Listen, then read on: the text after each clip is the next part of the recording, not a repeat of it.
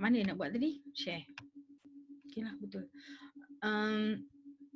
Lambat lagi, tak connect lagi. Okay. Sebab nak record kan for the benefit of all the students. I dah start recording ke belum? I pun tak tahu. Kenapa lambat sangat ni? Dah madam, dah record. Dah madam. Stop buka lagi. Lembat gila lah. Dia biasa kita nak cepat-cepat ni, dia jadi lambat. Okay. Kenapa tak boleh buka ni? Silap. Mana? Okay, ni text planning. Hold on ya. I try to buka lagi sekali tutorial question. Text planning. Okay, this one right. Banyak sangat kat bawah. Banyak sangat ikon-ikon ni. I tak boleh nak download ni. Nampak tak? You all nampak tak I tengah buat apa sekarang? Rumit. Nampak?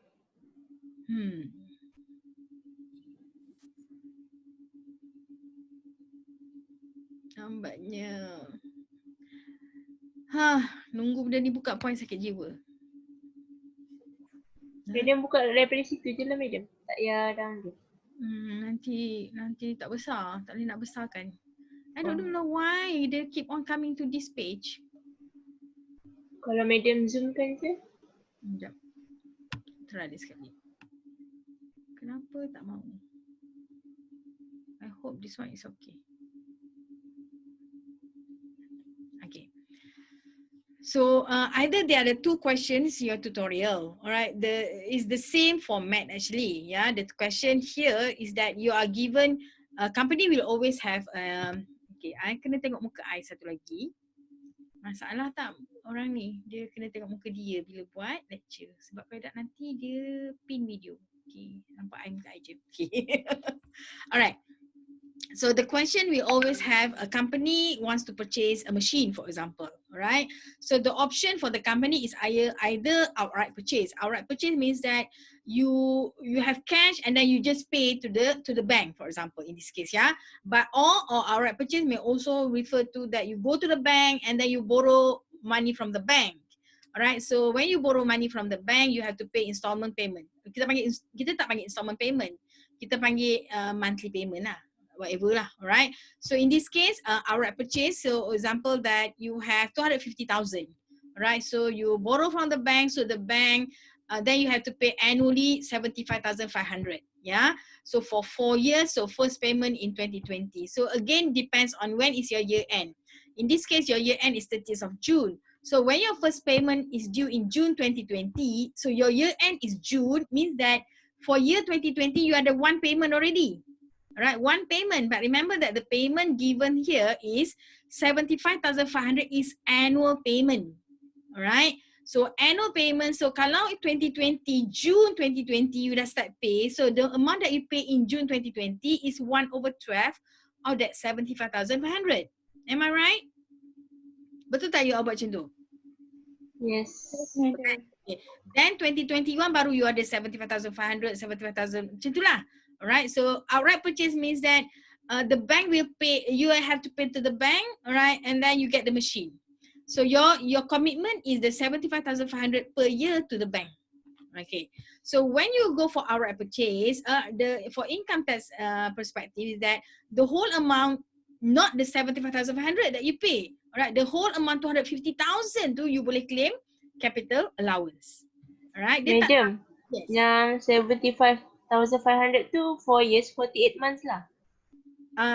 For annual payment of 75,000. Ada macam kan 4 years kan. Sebab macam kalau 4 years, kalau Jun 2020 tu kira year yang pertama lah. Ke? Yes.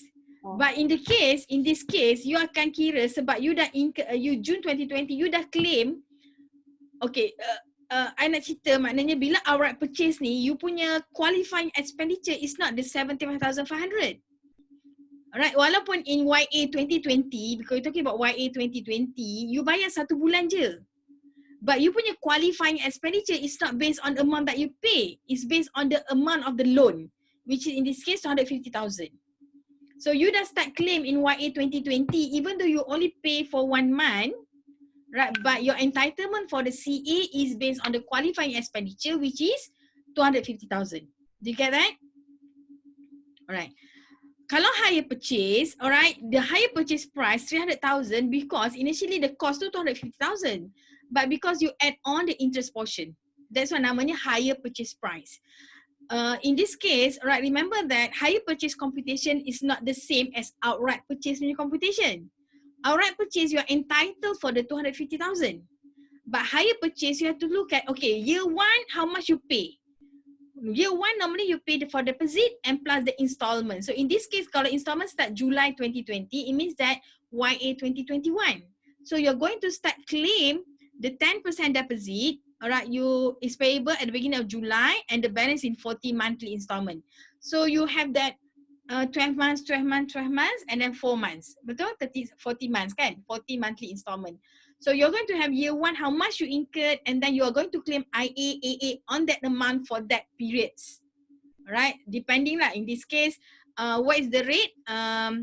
In this case, the machine, right? I think that is 20 and 14%. So you're going to claim, is it 2020 or 2014? 2020 sebab dia heavy machine. Heavy machine. Alright, it's a heavy machine. Ada sebut just about project. Machine H. Heavy machine. 2020. So lagi senang lah 2020. So bila hire purchase, you akan buat year one deposit. Dia punya qualified expenditure is the amount that you pay for the year. Hire purchase. So for the year one, you akan ada deposit payment plus how much you pay for the month, for the year. Alright, so that will be your QE, then you buat IA, AA. So always put that in the table form. Alright, so you have IA and then AA untuk 4 tahun. Total you ada 100% of your capital allowance. So that is, and then on top of that, alright, remember that you can claim in this case, how much your capital portion? Any idea? Capital portion of For the hire purchase. 250 kan madam? 250. So maknanya, alright, you bayar 300,000, alright, and then you bayar 10% deposit. Okay. So Beda yang 10% deposit tu 300,000 lah 300 dah, maknanya deposit dia 30% lah. 30,000 lah. 30,000. Okay. Tapi in this case, dia tak cakap berapa interest dia. Isn't it? Tapi you tahu, you punya interest portion is 50,000. So kalau 50,000, macam mana you cari dia punya yearly punya interest? Bahagi dengan 4 madam? Bahagi dengan 40 lah, 40 months. Oh, lepas tu bagi 40 months darat dengan Lepas tu you ikutlah daratkan dengan 12 lah. So monthly is 15,000. Sorry, annually. Macam mana I buat? Itulah I cakap, I tunjuk I punya, kalau I tunjuk jawapan dekat Madam, ni, senang. Depo under kira 10% based on 30,000 bukan 25,000 25,000, 250,000 sebenarnya. Higher purchase price is kan? Sekejap. Deposit under cost ke under price? Cost. It has to be the cost. Cost. So the outright So, purchase price. So Dia sepatutnya harga dia 250,000. Yes. 250,000 tapi higher purchase price is 300,000. So the 10% is deposit. 10% deposit is on the cost. So maknanya 10% is 25,000, bukan 30 ya. Oh, okay. So maknanya kalau itulah I cakap tak ada whiteboard kecil kat sini. Macam nak buat tu? Tak apa. Madam dapat 50,000 interest tu daripada tolak 300 tolak 250. Yes. So maknanya sebab you tengok kalau soalan tu outright purchase, you tahu that is the cost of the machine. Higher purchase price maknanya 300, maknanya 250 dengan 300, 50,000 tu is the interest of the higher purchase. Do you get that? Okay. So that 50,000, alright, so you divide by 40 months kan? Sebab 40 months ke? 40 installment payment kan? Betul. Divide by 40, maknanya monthly is 1250. So katalah you nak convert dalam bentuk annual, sebab this one you start annual kan, you nak tahu annual punya YA berapa kan? Daratkan dengan 12 balik lah. Betul tak? Boleh lah. So 1 tahun, interest is 15,000. 15,000. Cumanya interest kat hujung sikit lah sebab you cakap kata 40 months installment. So first year 12, final year tu tinggal 4 bulan je lah. Betul? 12 months kali 3 tahun kan. So the final year, year 4 tu ada 4 months je. So 4 months tu interest would be 1250 times by 4 months only lah. Nampak? Okay. That's why I kata benda tu tak nampak kat sini. I nak tengok dekat example. Okay.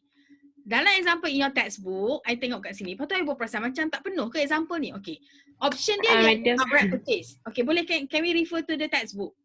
So option dia outright purchase cost is 30,000, or you want to go for your hire purchase, or you want to go for leasing. Alright? So kalau outright purchase, the cost is 30,000. So and then what is the tax implication? So dia akan bagi you information first.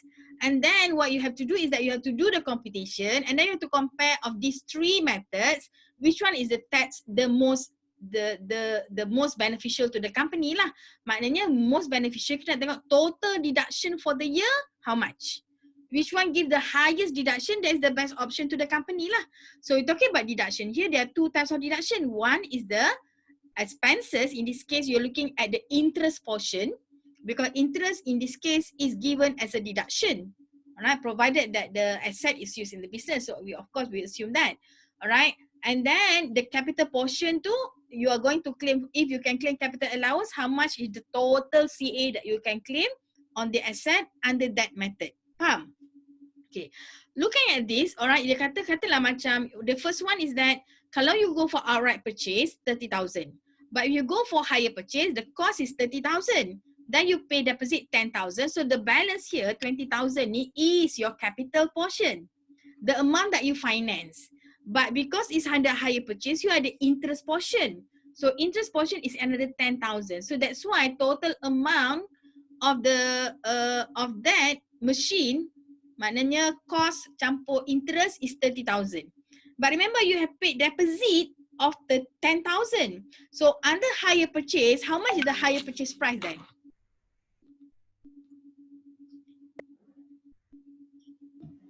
Anyone? 300. How 20. much is the higher purchase price? 30. 40. Kalau 30 sama dengan outright cost lah. Mana interest dia? 10,000. Ha. 40. So total cost jadi berapa under higher purchase? 40. 40,000. So 30,000 is on the cost of the machine plus 10,000 interest. So that's why namanya higher purchase price. So higher purchase price is 40,000. Cost of the machine is 30,000. Alright? But remember that untuk higher purchase, you boleh claim 2. Satu, you boleh claim interest on the higher purchase. Satu, you boleh claim capital allowance on the capital portion. Alright? So nanti kita buat computation. But you have to understand the method dulu. Are you clear now? Yes, So madam. far so good Alright. Alright. And then under the hire purchase, dia kata installment per annum is 6,000. Alright. Macam mana you nak tahu 6,000 ni is actually hire purchase amount is 30,000 kan? Alright. 30,000. Right. Divide by 5 years, divide by 5, maknanya annually you kena bayar 6,000. Betul? Alright. 6,000 ni is the capital campur interest portion. Tapi interest portion is 10% of that. Alright, so kalau you nak darab kali dengan point, apa yang nak buat macam mana nak buat tu? Kalau I ambil, okay. 10,000 divided by 5. You boleh ambil, kalau you nak ambil capital portion, you boleh ambil amount finance je. Amount finance 20,000 divide by 5. You akan dapat 4,000 per annum. So that is the capital portion. Alright. So kalau you bayar total 6,000, you know that okay, 4,000 is the capital, the balance 2,000 is the interest portion. So monthly, annually you akan bayar annually 4,000 macam tu, untuk 5 years. Okay. Kalau leasing, alright, you have to pay the outright purchase 30,000, tapi leasing interest 18,000. Total leasing, alright, is 48,000. Divide by 5 years, you akan bayar yearly, you akan bayar 9,600. But under leasing, you are not the owner of the asset. So in that case, you cannot claim capital allowance. So leasing ni is that you charge that in your expense as a lease rental, right? Lease rental is given as a deduction. It's allowable expense provided that the asset is used in the business. So in this case, it's a machine, right? So whatever you lease rental paid for the machine, in this case 9,600 per year, you boleh claim as a deduction. Tapi katalah is a motor vehicle, is a leasing, then masalah lah. Bukanlah masalah apa. Means that you have to restrict lah. Then it goes back there, the lease rental for motor vehicle restricted depending on the cost of the motor vehicle. Kalau cost is 150 and above, total lease that you can claim is only 50,000.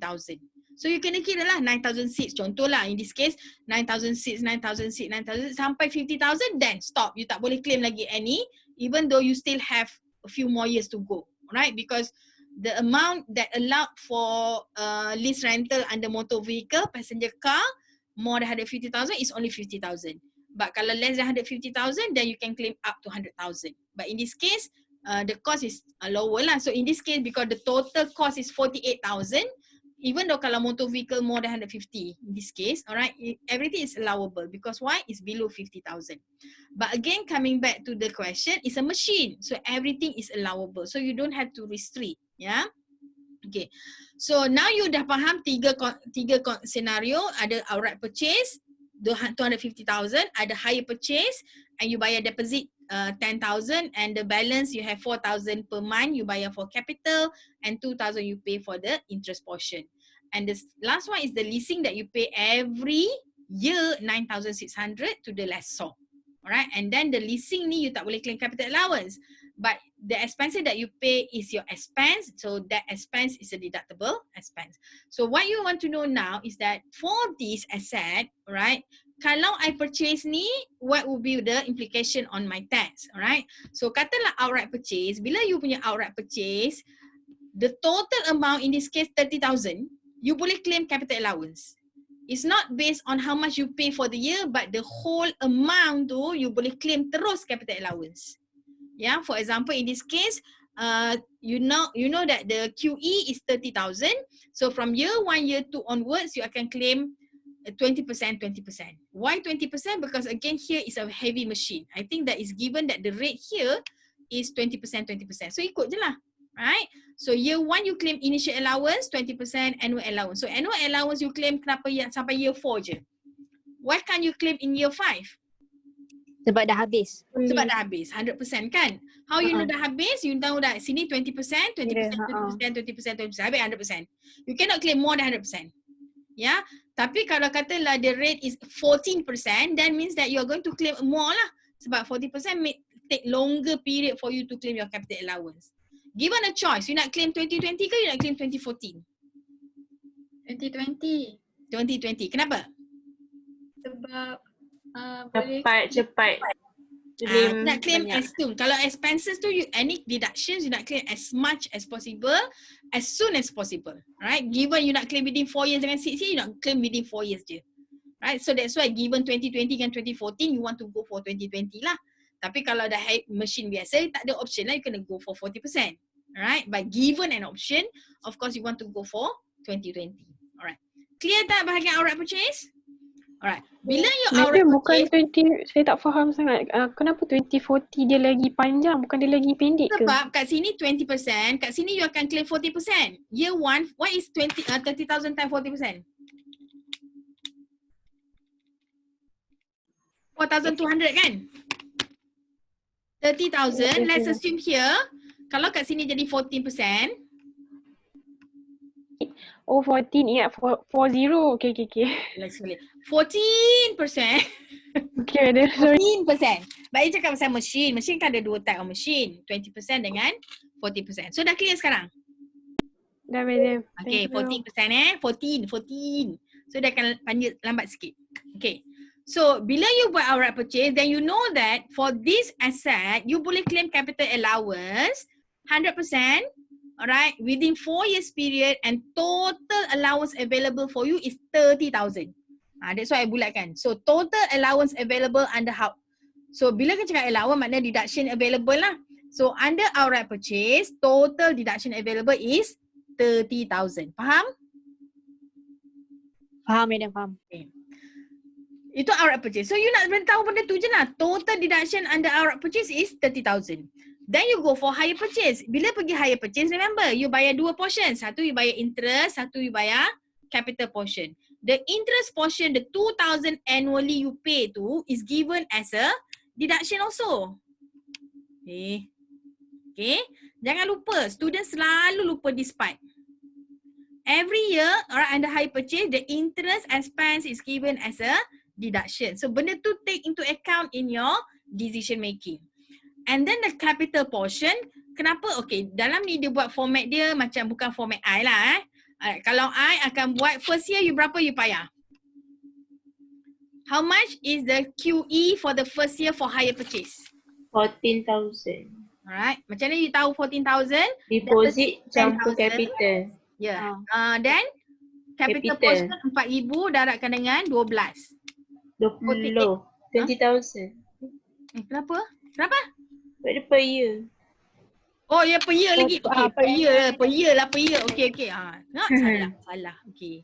Okay, Okay, tak apa. the information ya. Alright, so first year you bayar 14,000.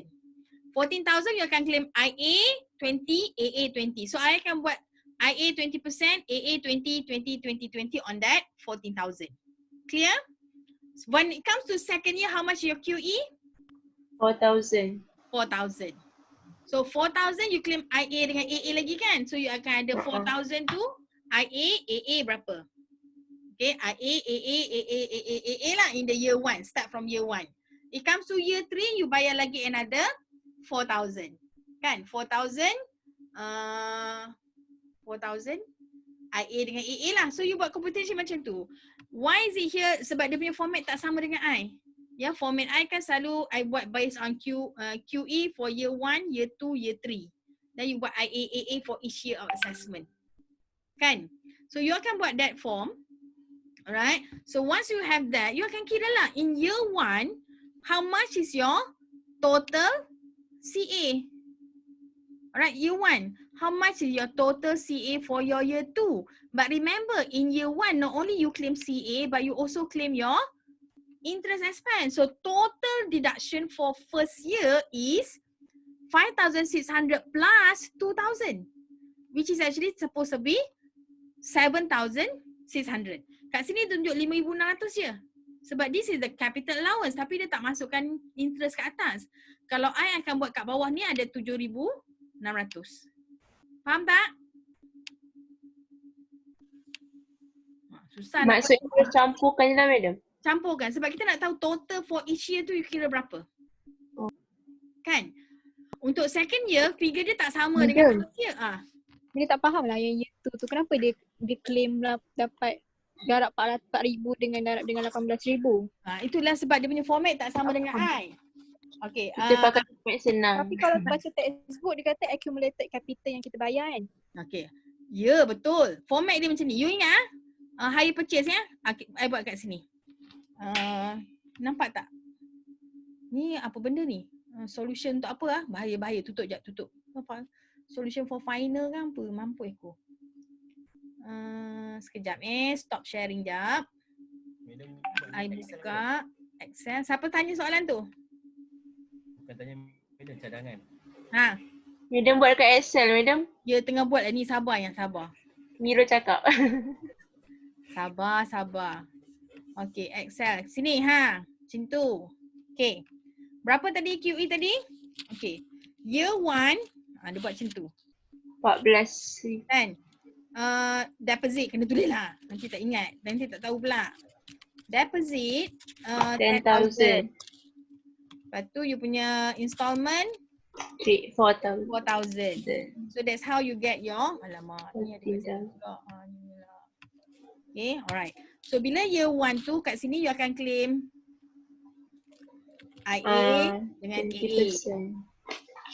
So ni command X, command V balik kat sini. So IA campur 14 kalikan dengan 0.2. Macam tu. Okay. AA is 14,000 darab dengan 0.2. Tapi kat sini I kena buat F4. Tak ingat F4. Okay. So year 1, year 2, year 4 je lah. Okay. Year 1. Year 2. Macam lebih je madam. Lebih sebab sekejap. Year 5. Year 6 nak kira year 2 punya tu. Okay, ni 4 tahun je kan boleh claim? Agree? Okay. When it comes to year 2, QE yang baru is only 4,000.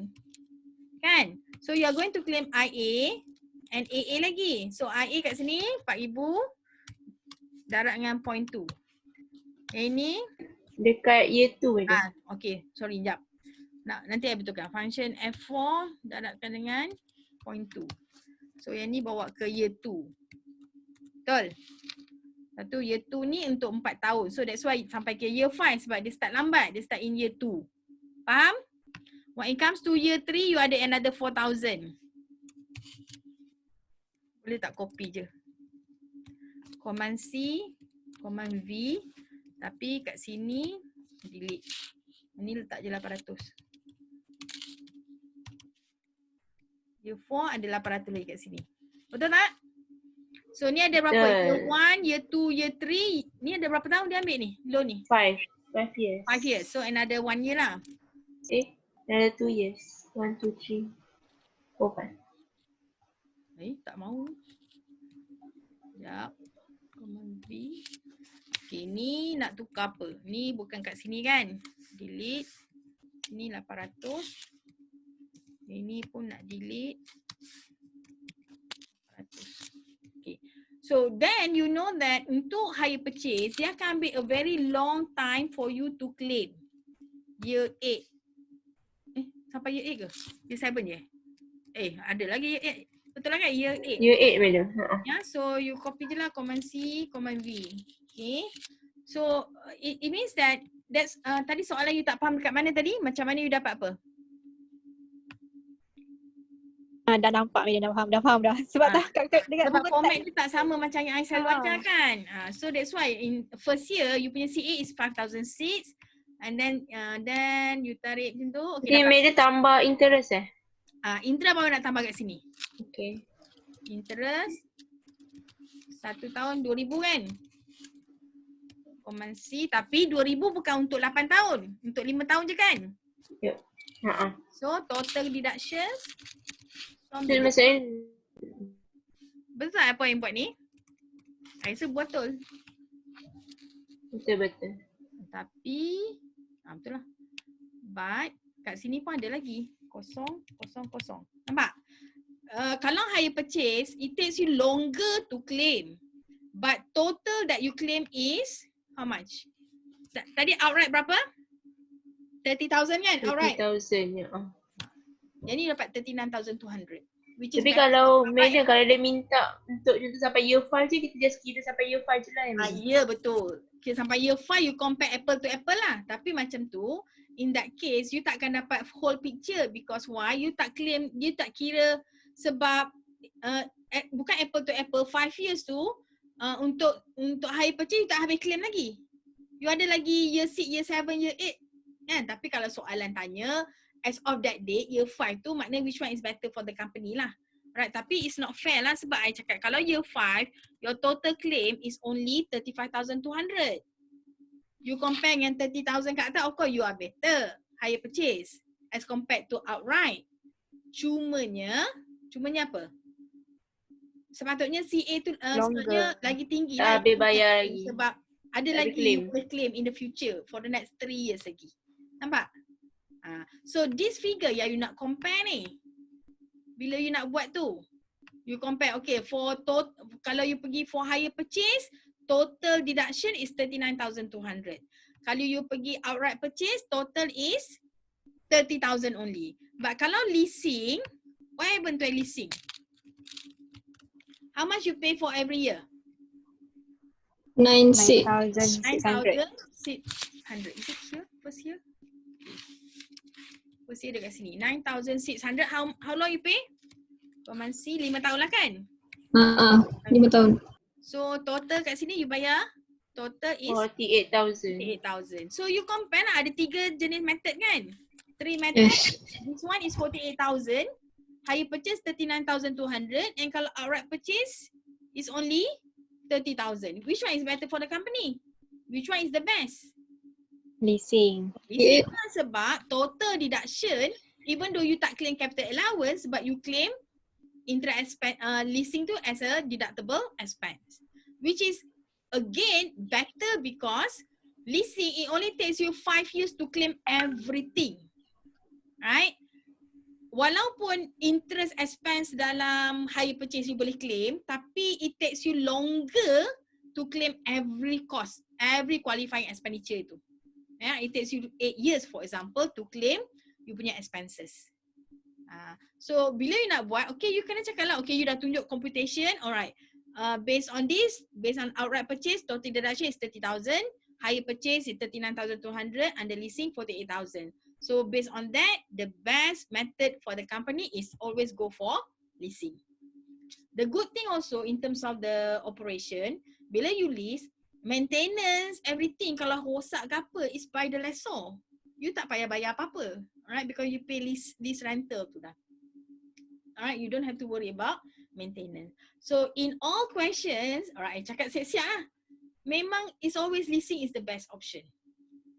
Madam, contoh kan, kalau kita beli, lepas tu kita incur maintenance cost, boleh tidak madam? Boleh, dia jadi interest, dia jadi deductible expense. Boleh tidak akhirnya. Yes, you boleh add on lah to the deduction. Tapi dia tidak under mana madam? Under ni hire purchase dengan Depends lah. Kalau you Kalau incur, kita beli outright, boleh juga kan? kalau you, kalau in terms of maintenance expenses, in any method, you boleh claim. So it make no difference. Kalau katalah, okay, katalah you beli machine on on outright purchase. You are the incur maintenance. Atau you kena buat repair. Alright, let's say it's a repair. Repair 3,000. So 3,000 you boleh claim. Tapi kalau anda hire purchase, you have to incur 3,000, you kena boleh claim juga. And leasing, leasing the good thing is that you don't have to pay anything. Which one better? You incur but you boleh claim and then you don't have to pay anything. Of course, leasing is better juga. Sebab you tak payah bayar apa-apa pun. tapi tak boleh deduct lah. Nak deduct apa you tak claim? Yelah betul lah. Yang expense tu you have to incur tau. Walaupun it's deductible, okay, given an option you nak kena bayar dan you tak bayar, you nak bayar. Walaupun it's deductible, you still kena bayar. So it affect your cash flow. So that's why companies, for example, katalah dia nak beli motor vehicle for dia punya directors, dia orang tak beli. Most of the time, dia orang tak beli, dia orang buat lease rental. Cuma motor vehicle restricted lah, that's why dia beli. Macam tu. Tapi kalau machine, katalah you pergi office mana-mana, besar-besar gedabak photocopy machine mana ada company beli. Semua buat lease rental sebab maintenance tu. You don't want to incur the maintenance cost. And company besar-besar, all the staff pakai laptop, you ingat dia orang beli ke laptop? No, they lease rental. So dia bayar lease rental HP ke Dell to provide for the laptop on a lease rental. So if anything happen to the laptop, the Dell ke HP ke akan incur the cost lah. You don't have to pay. And then after a few years, dia akan tukar baru. So that's how lease rental lah. So companies actually, they go for leasing. Even for income tax perspective, leasing is the best. But in the question, you have to show me lah why you say that leasing is the best. Kalau you nak shortcut, you boleh jawab je terus, okay, leasing is the best. Sebab you tak ada pula basis nak cakap nombor apa. What would be your evidence to say that leasing is the best option? So you kena tunjuk the computation lah. Faham? Madam, nak tanya. Yes. Madam, kalau contoh yang HP tadi tu, HP tadi 39,200 kan? Yang dia buat tu. Lepas tu yang kedua tu, apa dia, leasing tu, seandainya HP tu lagi tinggi daripada leasing, dia punya kita boleh claim tu, walaupun HP tu ambil masa untuk claim, kita kira ambil HP juga sebagai yang terbaik, macam tu. So you kena buat justify lebih sikit lah. You kena cakap HP higher purchase give higher deduction as compared to leasing. However, it takes longer period for the company to claim for the expenses. Okay, jadi kita nak pilih yang mana, madam? Depends lah. Kalau based on monetary, of course you still tengok monetary. Unless 5 years period macam tu. For 5 years walaupun you tahu HP you boleh clear 8 tahun kan. Tapi nak compare 5 years, semua tu at 5 years period, of course leasing is better. Sebab benda 3 tahun ni you tak boleh lagi. So you nak compare apple to apple, you kena ambil at one point. Macam tu. But again you have to put on a note lah kata even though for 5 years period, under HP ni ada berapa lagi you tak boleh, belum claim lagi. So kira macam conclusion dia, ambil takat 5 years, last kali tu boleh leasing lah madam? Depends on the soalan lah. Okay, faham. Thank you madam. Alright. Lagi? Ni je soalan you nak tahu kan? Madam, kalau dispose madam, so nanti kena boleh dapat balance allowance lah. Kalau dispose, okay. Then kalau ada disposal, suspek aku ni kena compare lah bila disposal. Kena disposal sebab kalau leasing, kenapa macam saya ingat spek ni? Okay. Kalau leasing, disposal tak ada apa-apa effect. Kalau hire purchase dengan outright purchase, dia akan ada effect lah. Ada balancing charge, balancing allowance lah. So you just highlight that one lah. You kena tengok lah. Kalau ada outright, berapa you punya balancing charge or balancing allowance. Kalau hire purchase, berapa BA or BC. Jarang lah soalan ada disposal. Dekat tutorial ada madam. Oh ya? Soalan satu madam disposal madam. Mei 2024. Sekejap mana punya Chrome Mari kita buat. Okay, sekejap. I tengok. Tak nak buat. Nak balik aku apa ni? Gila, So, dah midterm tak ada setengah. madam. Madam, midterm tak ada dispose lah. I don't know. Green Earth. Okay. Lepas tu mana disposalnya? Soalan nombor 1 ke 2? Satu madam. Dekat additional information. The machine purchase will be sold right after the project completed. Okay, bila you claim macam ni, you tengok dia punya timeline dia 4 years kan contohnya. Lepas tu dia dispose off. Bila you dispose, you tengoklah BA or BC. Then you compare lah benda tu. You take into account lah BA or BC. Kalau dapat BA, is good lah because you dapat further deduction. Kalau BC, you akan add on lah. You have to pay additional tax on the balancing charge. So that will also add on to you punya decision making. Madam, kalau kita claim, boleh kan claim capital allowance dengan balancing allowance? Boleh? Boleh kan? Kalau dia sebab dia in the year of disposal, you tak boleh claim CA on the asset, on the same asset. So maksudnya boleh claim DA je lah. CA tak ada in year 4. Means sampai year 3 je lah kan? Lepas tu tapi kita this buat one BA dia tu until after project kan? Sebab dia Mei 2024. Kalau dia punya tu Jun 2024. So sampai year 3 je lah. Year end dia bila? Jun 30 Jun. Tapi kalau 30 Jun, disposal bila? 20 Mei. So year 4 tak kira lah. Mei, machine will not be used. If the machine purchase will sold right after the project is completed, which is Mei 2024 jugalah. So in year 2035 sampai year 3 je lah kan? Year 4 tak ada lah. So that will take into account juga. So you tak boleh claim, tapi of course BA ke BC kena tengok lah. Kalau BA then add on to the deduction. Kalau BC means that you have to pay tax on that lah. So bila you BC, dia akan jadi the total deduction tu akan kurang by the BC amount. Betul tak? Betul. So nanti saya cari net total deduction lah. Yes. Okay. So incur maintenance cost tu kalau dia if the machine purchase, you have to incur maintenance cost. Alright, 5% increase. So that one will take into account lah dalam you punya computation year 1, year 2, year 3 tu berapa maintenance cost. And remember maintenance cost is deductible expense. So you akan masukkan benda tu lah. Sebab dalam maintenance cost tu leasing tak dapat lah. Hire purchase dapat tak? Dapat lah. Hire purchase ada lah. Kalau you purchase kan. So hire purchase pun termasuk dalam outright purchase dengan hire purchase.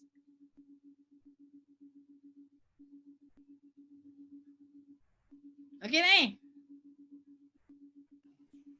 Besok ada disposal lah madam. Madam, tax planning susah tak madam? Midterm punya. Kalau baca topik, ada 2 topik kan? Tax planning dengan group relief. Saya takut you all tak ingat group relief je. Group relief more to dia punya some requirement kan? I don't know. Esok tengok lah. Pagi kot. Less than 24 hours. Madam bagi soalan pukul 9 tu ke? I bagi 8.50. Oh, okay. Dekat Google Classroom. Yes. Nah, lepas ni nak kena letak schedule siap-siap. Takut esok I bangkit lambat you all tak peksa-peksa nunggu lagi. Madam nak tanya. Madam kalau contoh yang untuk outright purchase tu, dia kata kita start bayar Jun 2020 tapi mesin yang kita nak guna tu start Julai 2020 kita nak guna. So kita nak start buat apa tu macam year 1, year 2 tu tarikh bila? Jun 2020, Jun 2020 ke Jun 2021? Okay, balik pada definition of qualifying expenditure tu bila? When you purchase ke, when you incurred ke ataupun bila you use? Common when you use. Oh, so start dengan Julai. Jun 2021 lah. You always go back. Principle dia apa? Lagi?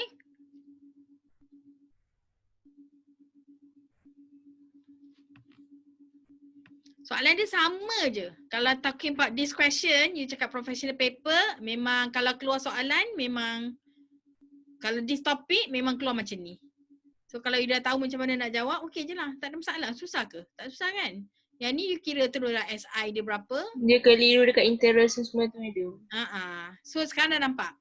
InsyaAllah kita try lah. Kita orang discuss each other. Soalan sama kan? Cumanya this question ada different lah sebab dia ada this one. Apa obtaining a loan from holding ke, loan from local bank. This one is a different issue lah. Tak macam this one is the one that we have discussed. The first part. Nampak tak? But the second part ni more on the implication kalau ambil loan daripada holding company macam mana, ambil loan pada local bank macam mana, borrow pada director macam mana. So this one dalam topik tax planning tu ada kan? Okay. Estate trust pun dah terror lah.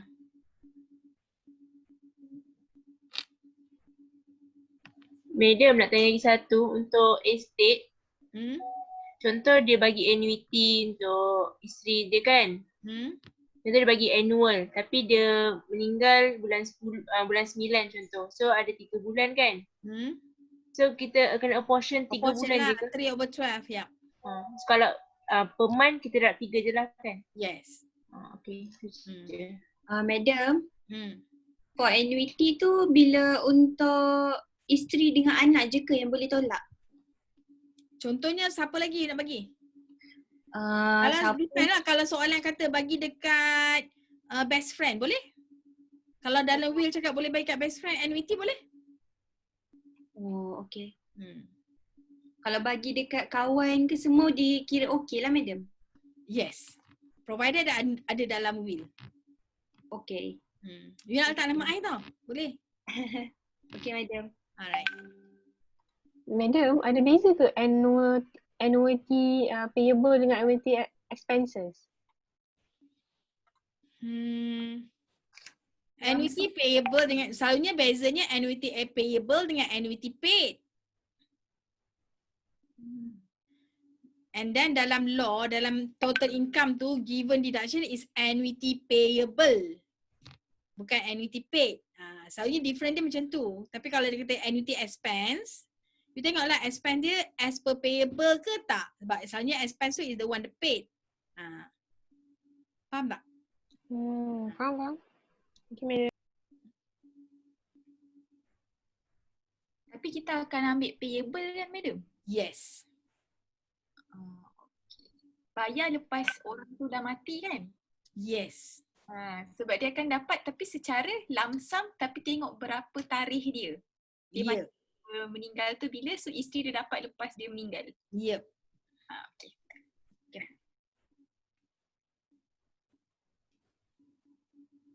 Madam, kalau untuk topik trust, kan kadang dia ada soalan yang dia tulis trust deed, dia bagi 10,000 lah contohnya kan. Yang tu tak payah buat apa-apa kan, tak payah masuk dekat mana-mana. Macam mana trust deed? Trust deed? Macam contohnya The remuneration of the trust. Trustee. Is it? So that one is for, bila you nak kira total income of the trust, that one is not deductible. Ada satu soalan tu dia kata the wife, I tak ingat executor ke trust. The wife tu is being paid 38,000 for managing the trust and business. But for income tax purpose, bila dia buat macam ni, managing the trust tu is non-deductible. Manage business boleh.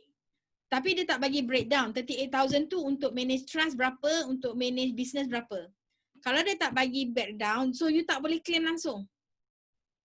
Right, you tak boleh. Once, kalau you tak, tapi kalau you kata lah, okay, 38,000, 20,000 trust, 18,000 untuk operation, business, dan 18,000 deductible. So you boleh tolak against your punya adjusted income tu lah. You boleh tolak dia. Tapi the 20,000 non-deductible. But if there is no breakdown between the two, so the total amount 38,000 is non-deductible.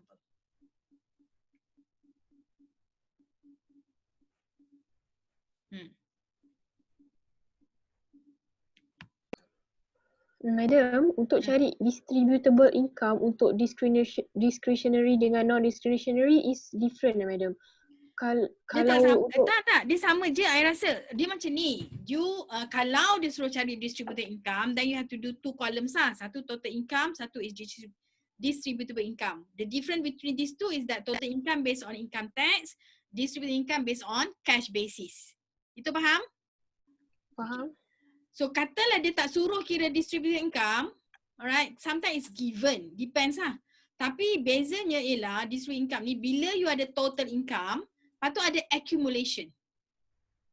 Alright, so you kena cari deemed total income. Tolak accumulation. So you kena ambil deemed total income darabkan dengan distributed income, tolak accumulation over distributed income kan. So your total income will be lower lah, smaller. So deemed total income ni akan jadi smaller because apa? Because ada accumulation tadi.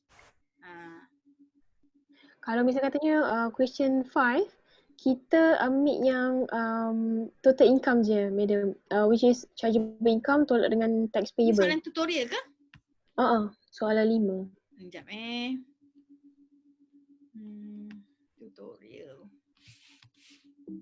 Tutorial trust. Ke trust Trust mana? Trust.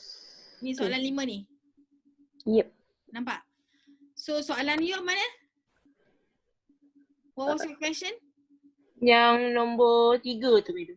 Item number 3. Required calculate each beneficiary's statutory income. Okay, soalan you? 1 and 2? 1 and 2 ni maknanya kalau 1 ni not applicable. Macam mana nak kira dia? Based on total income. Bila ada total income, dia nak beneficiary statutory income kan? Should be the same je jawapan dia. Dia just bagi dia macam statutory income.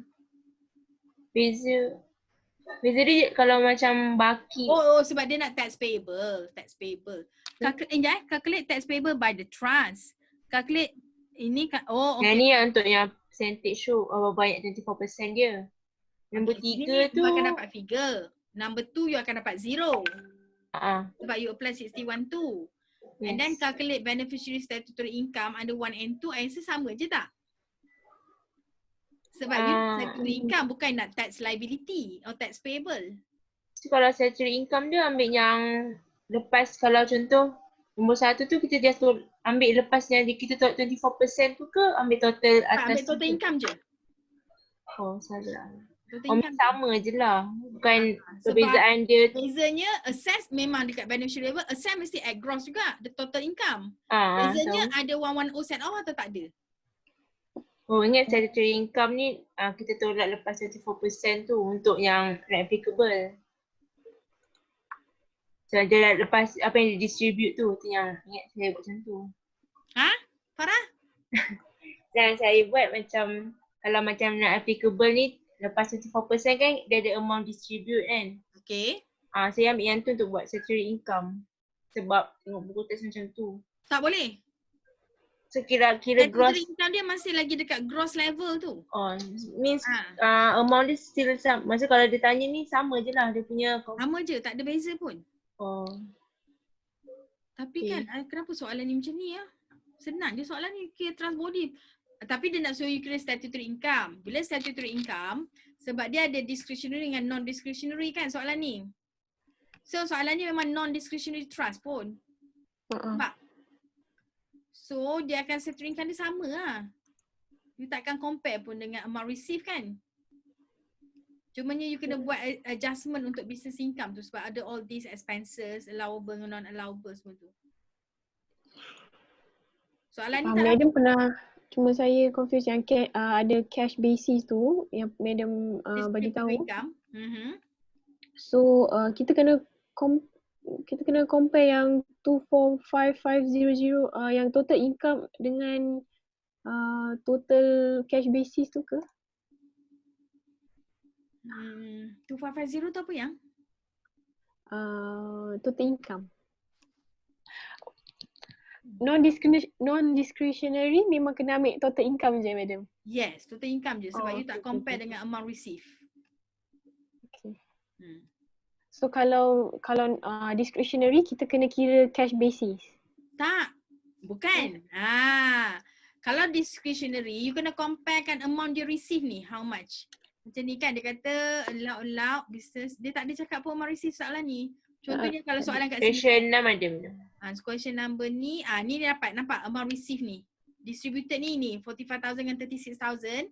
Kalau any one of them discretionary, then you akan compare amount dia receive dengan amount of the total income tu. So whichever is lower. Kalau dia tak sebut, tak dengar. Kalau dia tak sebut discretionary ataupun non-discretionary, you kena decide lah. Macam ni kan. Kena decide. Ni memang 1,000 per month ni accumulation kot.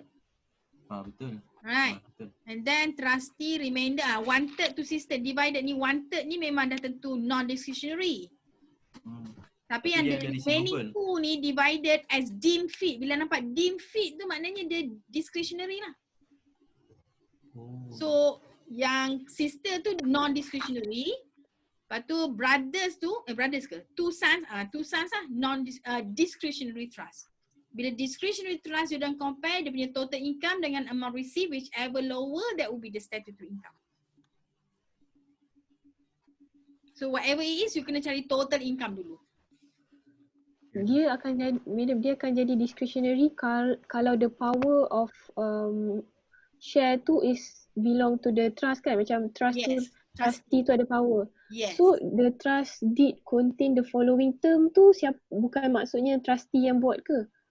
Memang trustee buat, tapi following term tu dia kata 1/3 kat sini, yang 2/3 tu balance tu orang deemed fit by the trustee.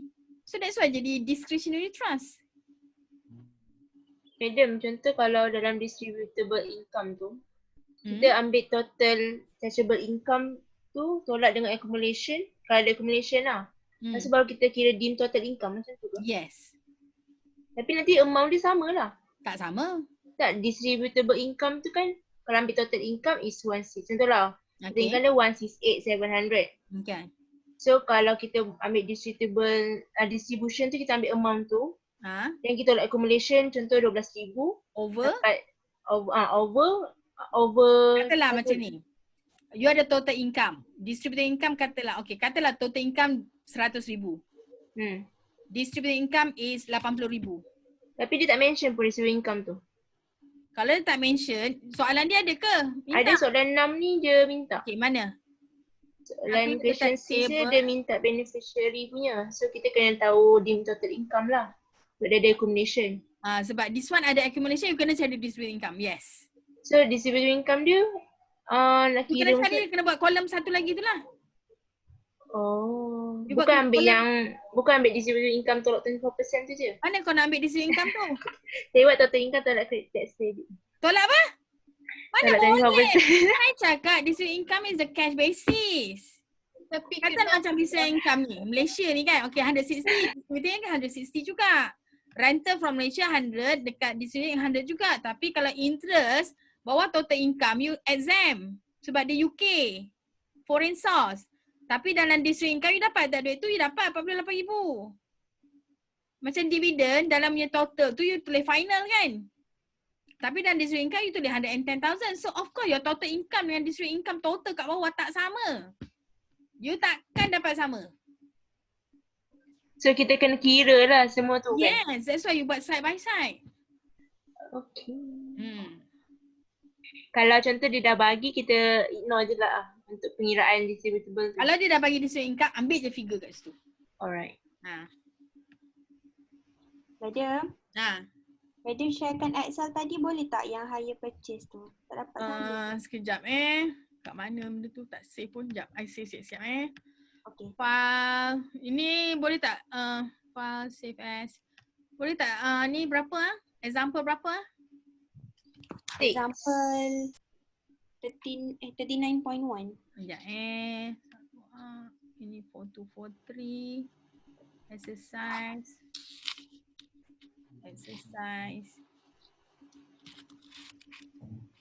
berapa 39.1.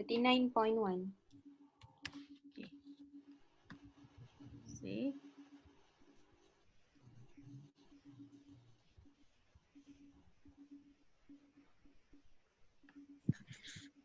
Tahulah aku cerita sebab ada 39.1 tu dia tak boleh nak baca. Okey, mana punya Google letak siap-siap. Kan balik kan Aina nak keluar. Anak I nak pergi shopping. Dia ada tuition sekarang. Madam send terus boleh? Nak letak dalam ni lah ni. Okay. I letak dalam tutorial lah Madam, for this question, for the midterm sama macam ni ke dia lain sikit madam? Tak tahu, esok kita tengok. Okay madam. Oi, korang, I dah stop recording tau. Kesian siapa yang tak tengok. Stop record je madam. Tak lah, record je. Okay madam. Yang tak payah. Keluar benda ni lah pula. Madam tak nampak. Tak nampak apa? Madam tak nampak recording tu, kami nampak recording. Okay, bahaya ni bahaya. Okay, sekejap. I nak kena buat apa tadi Sekejap. Bagi I masuk dalam Chrome ni sekejap. Edit. Add. File.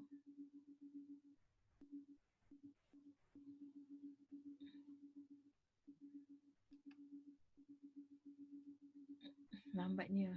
Banyak sangat folder exercises 39.1. Oh, dia jadi 39. Dia tak jadi lah. 39.1 tu tak jadi. Nanti kau lah. Adalah dalam tutorial yang tadi tu. Okay madam. Done. Okay, lagi apa?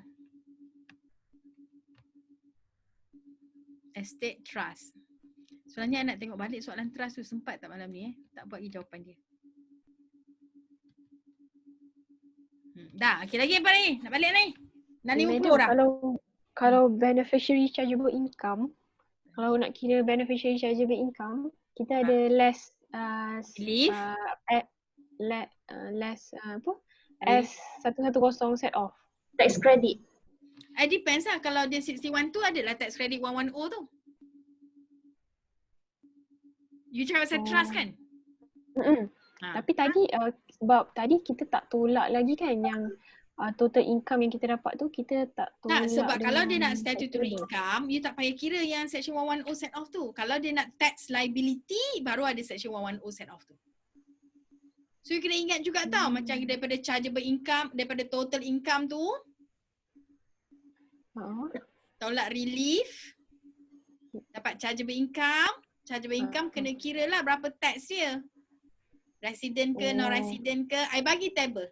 Jangan risau. Jangan tak payah hafal table income tax rate tapi yang lupa baca macam mana. Madam, yang allowance rate bagi tak? Allowance nak kena kira Tak, yang ada 2020, 2014 tadi. Capital allowance. Capital allowance rate. I bagi ke tak? Nanti saya tengok balik appendix. Selalunya ada. Memang dalam exam pun benda tu ada. Okay, lagi? Madam, nak tanya yang pasal at gross income tu, itu untuk beneficiary ke? Statutory income at gross. Tadi macam dengar tapi macam blurry sikit. Ya. Bila you nak kira statutory income, it's always at gross whether you pakai 61.2 or tak 61.2. We always assess at gross. Bezanya kalau you tak apply 61.2, tax has been paid at the trust level. So bila you paid at trust level, what you get is net, tapi you assess at gross. That's why you are given section 110 set off against your tax liability. Okay, madam, faham. Thank you.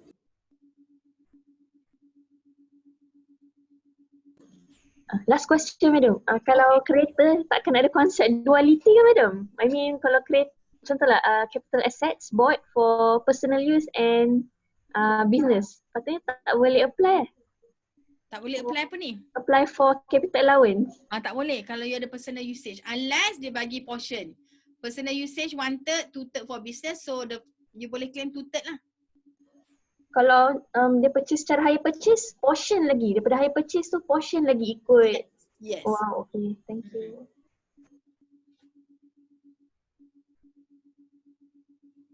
Okay dah. Orang lelaki nak pergi semayang ni. InsyaAllah dah. Thank you, madam. Okay, tak ada dah So kalau tak ada, I wish you all the best. Should be okay tu. S3 tajuk je. Estate trust dengan tax planning kan? Terkejut madam, lama tak buat ni tax. Bagus. Takut tak sempat lah madam. Malaysia banyak. Okay, so yang ni 20% tau. So you do well. So nanti okay lah, insyaAllah boleh dapat A lah. Panjangkan masa madam. Mana boleh 3 soalan je 2 jam. I bagi 2 jam setengah lah sebab online. Madam. So dia macam ni. You start pukul 9 hampir sampai pukul 11:30. I bagi you 2 jam setengah. And then from 11:30 to 12 for you to ambil gambar, submit online. Ambil gambar dan convert jadi PDF. Siapa ada problem yang kat situ, boleh try malam ni siap-siap ambil gambar, convert jadi PDF. Pakai scan cam scanner madam. Yes. Tak kisahlah you nak pakai cam scanner ke, nak pakai apa, tak kisahlah. So bila you hantar kat I tu, masukkan balik dalam assignment group exercise midterm tu. So nanti you submit kat situ as one document. And remember that dalam answer sheet you mesti ada nama dengan metric number kat depan. Menjawab, suka hati, semangat nak jawab, lupa letak nama. And then page numbering is very important juga bila you buat online ni. Sebab bila you ambil gambar tu, tak tahu satu page terhilang ke, at least kita boleh refer balik. Okay. Okay, madam. So with that, I wish you all the best. InsyaAllah you do well. Amin. Amin. Thank you, madam. Alright. Recording letak malam ni kan? Ya, sekarang juga saya letak. Sudah balik. Thank you, madam. Bye. Assalamualaikum.